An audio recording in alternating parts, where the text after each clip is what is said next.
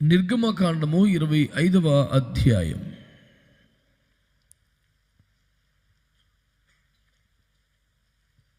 నిర్గమకాండము 25వ అధ్యాయం 27, 28 వచనాలు చదువుగా విందాం. 4 మూలలలో ఆ ఉంగరములను తగిలింపవలెను. బల్ల మోయుటకు మోతకర్రలు ఉంగరములను బద్దెకు సమీపముగా నుండవలెను. ఆ మోతకర్రలు తుమ్మకర్రతో చేసి వాటి మీద బంగారు రేకు పొదిగింపవలెను. వాటితో బల్ల మోయబడును. దేవుడు తన వాక్యము ద్వారా మనతో మాట్లాడునుగాక. దేవుని పరిశుద్ధాత్మ తానే స్వయముగా మనతో మాట్లాడి మనల్ని దర్శించినట్లుగా, మీకు ఇష్టమైతే, అభ్యంతరం లేకపోతే చేతులతో క్షణం ఆగకుండా అలా స్తోత్రాలు చెప్తారా? బాగా చెప్పండి స్తోత్రాలు.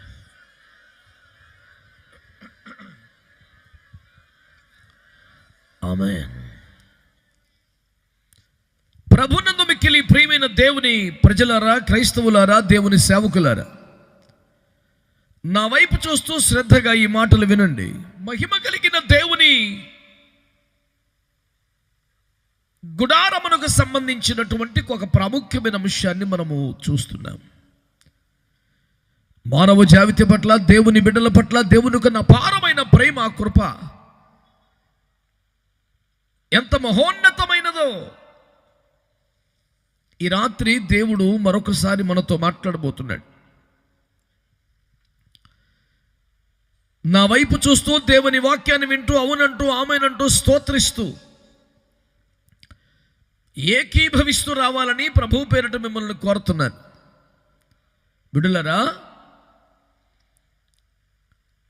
దేవుని నది పరలోక్యములో బయలుదేరి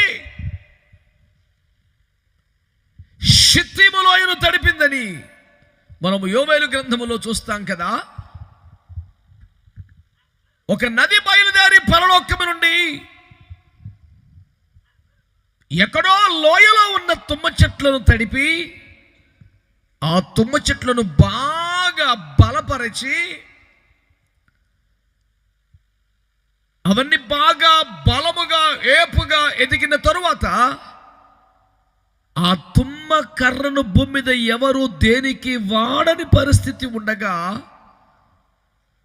ఓ మంచమో, తలుపో, ఓ కిటికీయో, ఓ కుర్చీయో, ఒక బల్లో ఎవరో చేసుకోవడానికి ఇష్టపడని ఆ తుమ్మకర్రని దేవుడు ఏర్పాటు చేసుకుని మహిమ కలిగిన తన మందిరములోని ప్రతి ఉపకరణమును తుమ్మకర్రతోనే చేయమని చెప్పాడు. దేవునికి స్తోత్రం కలుగునుగాక. ఈ మాట ద్వారా దేవుడు ఏమి తెలియచేయుచున్నాడు అంటే, ఈ లోకములో ఎవరు కొనని దానిని, ఎవరు ఇష్టపడని దానిని, ఏ ప్రత్యేకత ఆకర్షణ లేని దానిని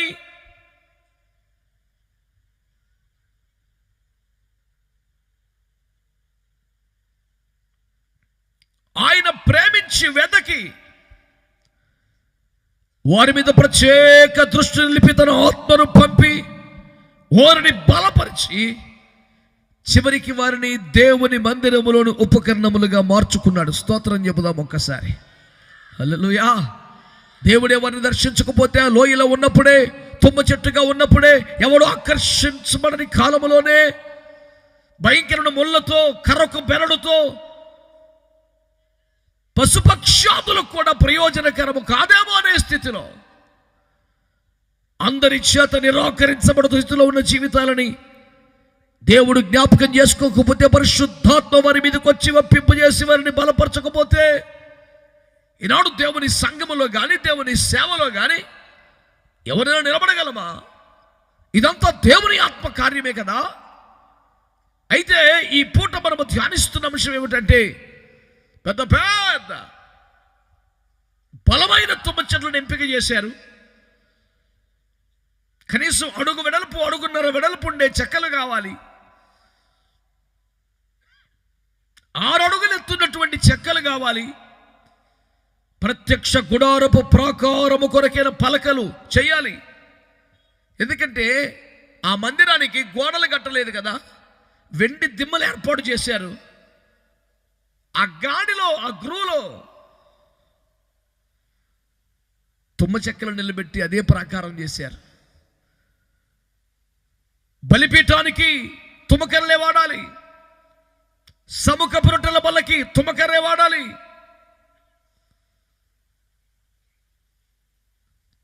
ధూప వేదికకు తుమ్మకర్రే వాడాలి. చివరికి మహామహిమతో దేవదేవుడు దిగి వచ్చి కూర్చొని ఆశీనుడై ప్రజలకు మాట్లాడే కలుసుకునే మహిమ కలిగిన మందసానికి గొడ్డ తుమ్మకర్రే వాడాలి. వెలుపటి ఆవరణములో ఉన్నటువంటి బలిపీఠ మొదలుకొని అతి పరిశుద్ధ స్థలములోని మందసం దాకా ప్రతిదానికి తుమ్మకర్రే. బిడ్డలరా, అకస్మాత్తుగా ప్రపంచంలో మేధావుల, నిపుణత కలిగినటువంటి శిల్పకారుల దృష్టి అంతా తుమ్మకర్ర మీదకి వచ్చింది. ఏంటి తుమ్మకర్ర? ఎవరు ఇష్టపడేవారు కాదే, ఎవరు కోరుకునేవారు కాదే.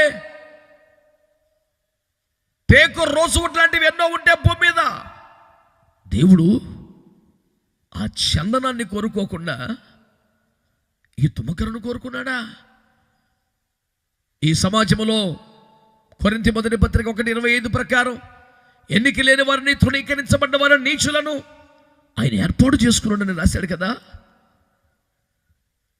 నేను ఒక సేవకుల కూడికలో దేవుని వాక్యాన్ని పంచుకుంటూ, దైవ సేవకులారా, మీలో నన్ను దేవుడు ఏర్పరచుకున్నాడని నమ్మేవారు చేతులు ఎత్తండి అంటే చాలా మంది సేవకులు ఇది సేవలు సరిగ్గా అడ్డగోలుగా చేతులు ఎత్తటమే. దైవ సేవకులారా, మీలో నేను దేవుడి చేత ఏర్పరచబడ్డాను, దేవుడు నన్ను ఏర్పరచుకున్నాడు అని నమ్మిన వారు చేతులు ఎత్తండి అంటే చాలా మంది సేవకులు చేతులు ఎత్తారు. అప్పుడు అన్నాను, అయితే మీరు నీచులు, అసహ్యులు, ఎన్నిక లేని వారు, తృణీకరించబడ్డ వారు ఒప్పుకుంటున్నారా అంటే ఒక ఆయనకి చాలా కోపం వచ్చింది. నన్ను అలాగంటావా? ఏర్పరచబడ్డవారు నేను. అయ్యా, దేవుని వాక్యములను నీచులను, అసహ్యులను, తృణీకరించబడి ఎన్నిక లేని వారిని ఏర్పాటు చేసుకున్నాడు ఉంది. అలాంటి వారిని ఏర్పాటు చేసుకున్నాడట. నువ్వు అలాంటి వారికి కాకపోతే నిన్ను ఏర్పాటు చేసుకున్నాడు. అప్పుడు కంగారు పడుతున్నాడు.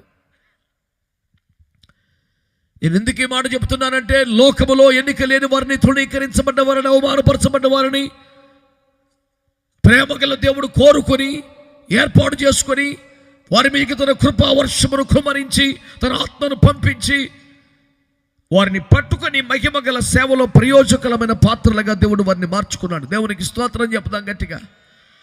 ఈ ప్రారంభపు మాటలలోనే నేను తెలియపరుస్తున్న సత్యం ఏమిటంటే, నీ కుటుంబంలో కానీ, గ్రామంలో కానీ, సమాజంలో కానీ, కనీసం సంఘంలో కానీ నువ్వు నిరాదరణకు గురవుతుంటే, తృణీకరించబడుతూ ఉంటే, అవమానపరచబడుతూ ఉంటే, ఎవరికి అక్కరని మనిషిగా, నిష్ప్రయోజనమైన మనిషిగా మార్చబడి, ఎంచబడి, బాధింపబడుతూ ఉంటే నువ్వు సంతోషించవలసిన టైం దగ్గరికి వచ్చింది. అందరి చేత తృణీకరించబడ్డ వారిని దేవుడు ఏర్పాటు చేసుకొని ఘనమైన కార్యములు చేయడానికి ఇష్టపడుతున్న వాళ్ళని జ్ఞాపకం చేస్తున్నాను. మీకు ఇష్టమైతే స్తోత్రాలు చెప్పండి. స్తోత్రం చెప్పమని అడిగితే చెబుదామని బొంతేసుకొని కూర్చునేవాడు అక్కర్లేదు. స్తోత్రం చెప్పకుండా ఉండలేని క్రైస్తవుడు కావాలా. చెబితే మంచిగా చెప్పు, దేవునికి స్తోత్రం కలుగునుగాక. హల్లెలూయా. నిరాకరించబడ్డ వారిని, తృణీకరించబడ్డ వారిని, ఎన్నిక లేని వారిని ఏర్పాటు చేసుకున్న దేవుడు. మంచి గంధపు చెట్లు ఉన్నాయి, ఎర్ర చంద్రపు చెట్లు ఉన్నాయి, టేకులు, రోసువుడ్లు ఉన్నాయి, దేవదారులు ఉన్నాయి, సరళ వృక్షాలు ఉన్నాయి. వాటన్నిటినీ కాదని ఎక్కడో లోయలో ఉన్న తుమ్మ చెట్టును ఏర్పాటు చేసుకొని అతి పరిశుద్ధ స్థలములో మందసం దాకా ప్రతి దాన్ని ఆ తుమ్మకరతో వాడి ఏర్పాటు చేసుకున్న దేవుడు ఏమి తెలియజేస్తున్నాడు? నువ్వు ఎవరికి అక్కర్లేదా? నిన్నెవరు గౌరవించరా? కనీస మర్యాద ఎవరా? అవమానపరుస్తారా? తృణీకరిస్తారా? పక్కన పడేసినట్టు చేస్తున్నారా? వాక్యం తెలియని వాళ్ళైతే, ఈ రాత్రి మాటలు వినని వారైతే బాధపడతారు, దుఃఖపడతారు. నన్ను ఎందుకు అందరూ తృణీకరంగా చూస్తున్నారని. ఈ వాక్యం వింటున్న వాళ్ళకు సంతోషం. ఓహో, అయితే ఇప్పుడు నన్ను దేవుడు ఏర్పాటు చేసుకుంటాడన్నమాట. ఇప్పుడు నన్ను దేవుడు నన్ను పట్టుకుంటాడన్నమాట. ఇప్పుడు నన్ను దేవుడు తన చేతిలోకి తీసుకుంటాడన్నమాట. నమ్మిన వారు ఆమేనని చెప్పండి బిడ్డలారా. హల్లెలూయా, హల్లెలూయా. నిషేధించిన రాయి మూలక తలరాయి అని వాక్యం చెప్పడం వల్ల దేవునికి స్తోత్రం చెప్పండి గట్టిగా. హల్లెలూయా.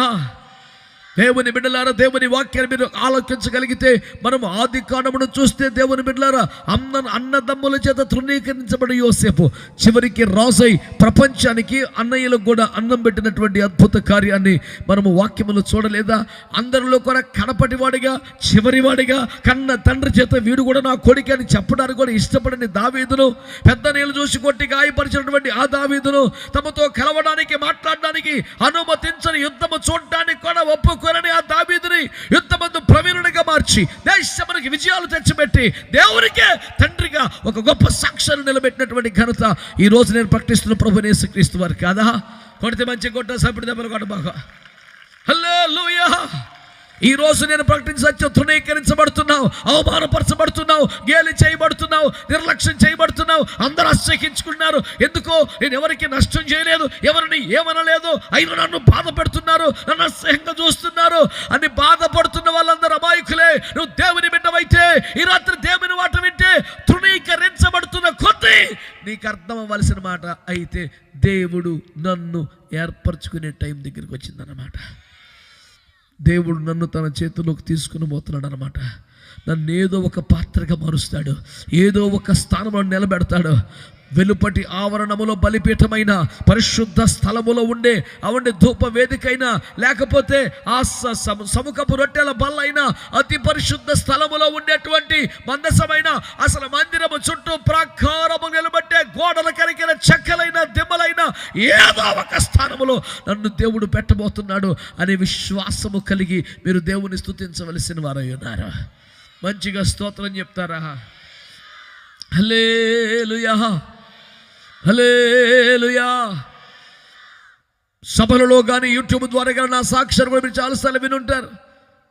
ప్రజలలో నాకు ఎదురైన అవమానాలు, తృణీకారము, నింద, బాధ, దుఃఖము భరించలేక ఒకసారి నేను మా అమ్మగారి దగ్గరికి వెళ్ళి, మమ్మీ నా ముఖం మీద వీడు అసహ్యుడని రాసి ఉంటుందా?